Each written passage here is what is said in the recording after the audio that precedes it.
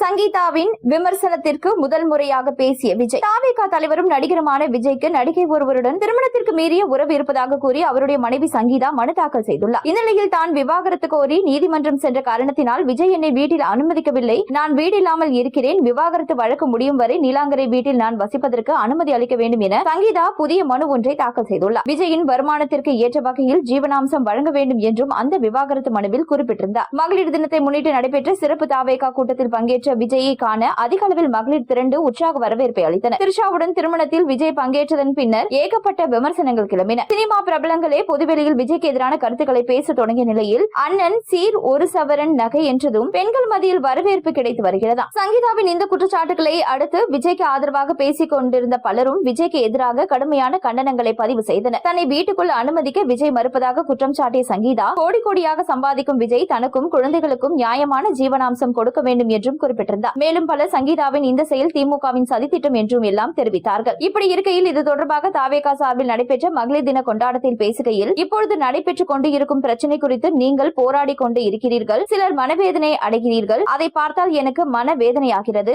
அதையெல்லாம் நான் பார்த்துக் கொள்கிறேன், நீங்களும் நானும் சேர்ந்து மக்களின் பிரச்சனையை மட்டும் பார்க்கலாம், அந்த அளவிற்கு வருதில்லை என்று பேசியுள்ளார். இவரது இந்த பேச்சு பலரது கவனத்தை ஈர்த்துள்ளது.